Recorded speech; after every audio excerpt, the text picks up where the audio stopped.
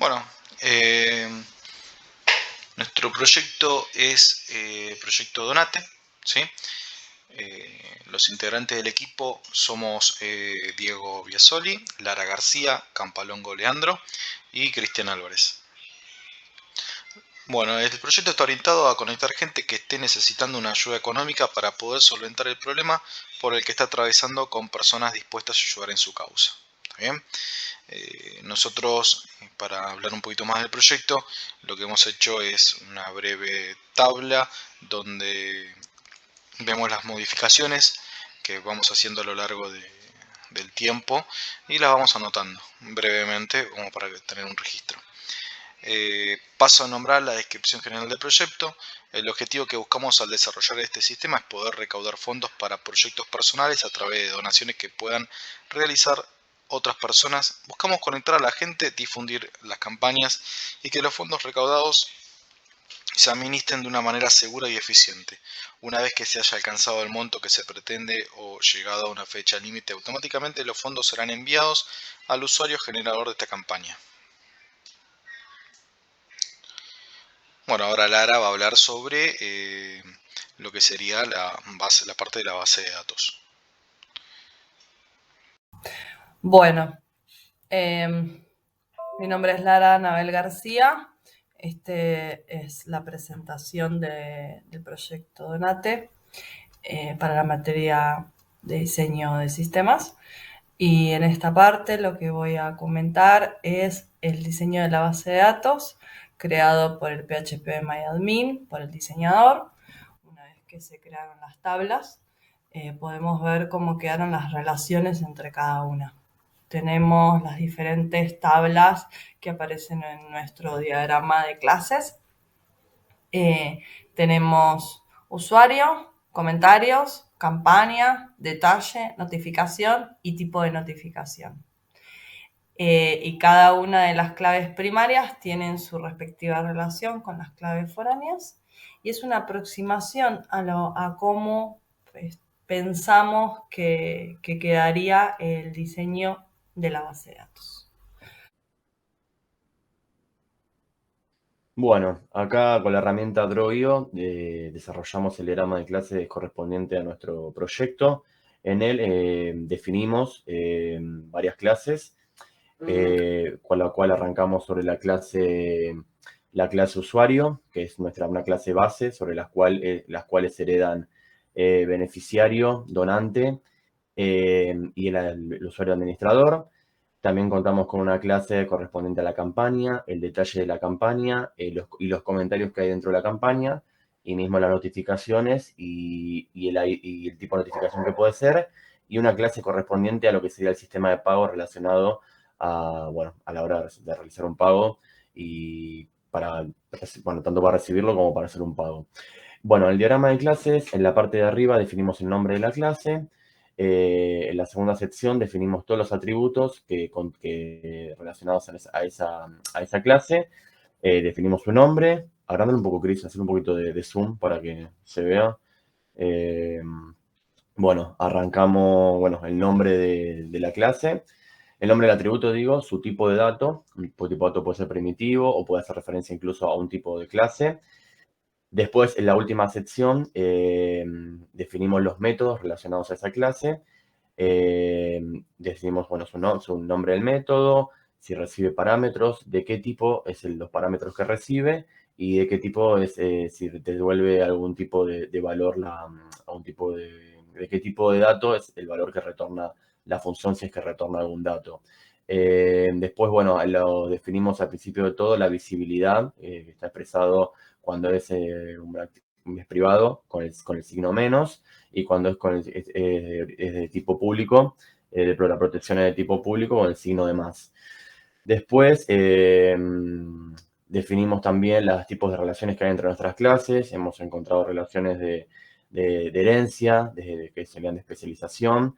Hemos encontrado relaciones subir un poquito. Hemos relaciones de tipo de asociación, de composición y de asociación. Esos son los tipos de relaciones que hemos encontrado entre nuestras clases. Pasa a la parte de clases, Chris, a la parte donde dice clases. Bueno, achicar un poquito como estaba antes. Bueno, esta es la planilla bueno, que el profesor nos dio para, para bueno, ir completando con el nombre de las clases, una breve descripción de ellas, el responsable que yo estaba a cargo de realizar la clase en su totalidad, indicando su nombre, atributos y métodos, y a qué módulo o paquete correspondía esa clase para su correspondiente agrupación. Y bueno, después el plan de prueba que se le asignó a cada clase, después eso está especificado en otro documento que después hablaremos sobre él. Pasa a la parte donde dice atributos y métodos. Atributos y métodos. Bueno, esta es otra planilla que el profesor nos dio para indicar todo el nombre de la clase que tenemos, a la cual hacemos referencia. Todo esto basándonos en el diagrama de clases que construimos en Drogio. Después tenemos el nombre del atributo o método, qué tipo de dato es, el valor por defecto que reciben los atributos o los métodos antes por ejemplo, un método antes de, si no se le pasan los parámetros de qué tipo de dato, qué valor tiene ese atributo, ese parámetro, digo, si no se le pasa ningún valor. Después movete hacia la derecha. Después tenemos un responsable, para que el responsable bueno, de definir todos esos atributos o métodos. Los tipos qué tipo de parámetro, el tipo del parámetro, si el parámetro es de tipo de entrada o salida o de entrada y salida, el nombre del parámetro, el tipo de dato de ese parámetro y el valor por defecto que tenía ese parámetro. Esta planilla es para darnos un orden y para constatar que lo que tenemos definido en nuestro diagrama de clases Android está sincronizado con la planilla, es para darnos un orden. Bueno, después pasamos a ver, anda la parte de diagrama de clase, eso ya lo mostramos recién. Pone pausa. Ya tenemos definido lo que es nuestro diagrama de navegabilidad, por el cual nos podemos dar una cierta idea de cómo de cómo se relacionan nuestras pantallas que tenemos en el sistema. Empezamos por una pantalla principal que es la de Home, que después de ella se desprenden las interfaces de panel administrador, el perfil del usuario, tenemos la interfaz de pago, tenemos cómo se muestra el detalle de una campaña y cómo de una campaña, como digo, como de una pantalla a la otra, podemos saltar e ir interactuando con el sistema. Esto sería nuestro diagrama de navegabilidad. Y bueno, ahora pasamos a la parte del diagrama de arquitectura que Cristian, bueno, ahí tenemos, antes de pasar, tenemos ahí también de nuevo otra planilla para, bueno, por también decir el nombre de la pantalla a la que hacemos referencia, una breve descripción de lo que trata esa pantalla y su responsable. Ahí, bueno, y ahí entramos en detalle, ahí se ve cada pantalla por separado, con lo cual ahí tenemos la pantalla, en este caso el panel de administrador de usuarios, el panel de notificaciones, bueno, todas las pantallas que hacen a nuestra aplicación. Ahora, Cristian nos va a explicar lo que es el patrón del diagrama de arquitectura que desarrollamos para la aplicación. Bueno, voy a explicar el diagrama de arquitectura. ¿Sí? Acá tenemos el diagrama de arquitectura, en la parte de arriba es el modelo vista controlador, se usa en la parte del front, están las vistas que renderizan los datos, le manda la información al controlador, el controlador la procesa, utiliza el modelo para mapear y para armar como esos moldes del objeto que tiene que mandar al backend. En nuestro backend es el archivo app.py, ¿sí? Se manda a la carpeta de Logit, se realiza la lógica si es necesario de un negocio o algo en especial. De ahí se comunica con las entidades, le pasa los datos que recibió, lo mapea nuevamente con las entidades o moldes, de ahí lo manda a la base de datos y lo guarda. Obtiene la respuesta, la procesa y se devuelve al front. Bueno, es digamos, un resumen de lo que es el diagrama de arquitectura. Ahora siguen mis compañeros para poder explicar las otras partes del archivo. El plan de pruebas.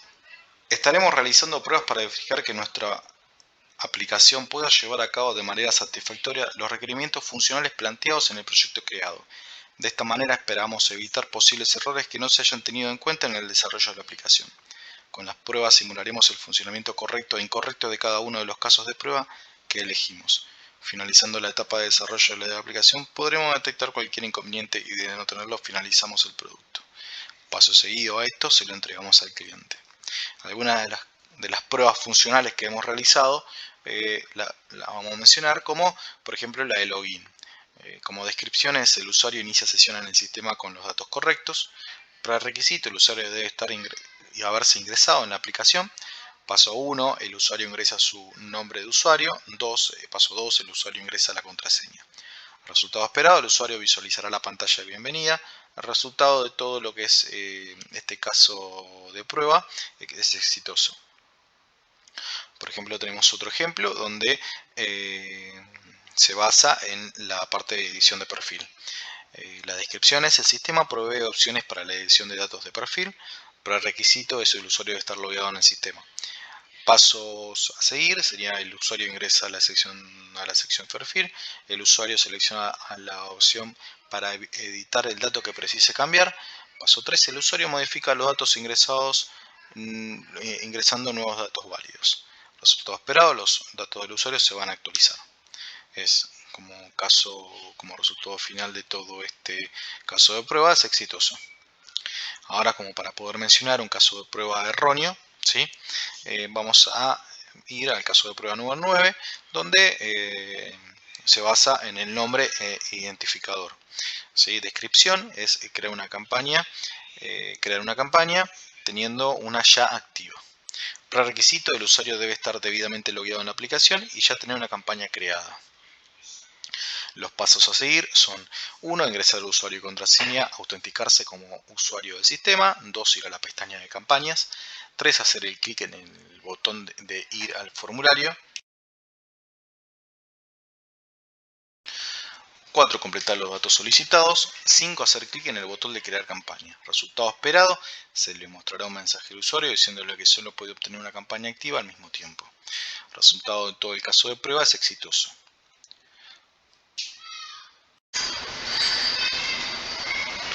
Bueno, conclusión. En este trabajo, que es la continuación de la materia de análisis de sistemas y gestión de proyectos, el equipo cierra todos los pasos previos a lo que sería la implementación del proyecto. En este trabajo en sí, el equipo fue capaz de definir todas las entidades, clases que participan, sus relaciones entre sí y qué características, atributos y qué comportamientos, métodos tienen. Se definieron también las pantallas con las que el usuario interactúa y cómo es la navegabilidad entre ellas. Se realizó también el diagrama de arquitectura que nos marca cómo nuestros diferentes módulos se comunican entre sí y, por último, algunos casos de prueba son con los cuales podemos verificar que todo funcione como corresponde. Creemos que en el camino que hemos atravesado este año nos ha dado muchas herramientas a la hora de encargar las etapas de análisis y diseño de un sistema. Esperemos que el año que viene, con la ayuda de toda la documentación que hemos generado, podamos implementar nuestro proyecto de la mejor manera.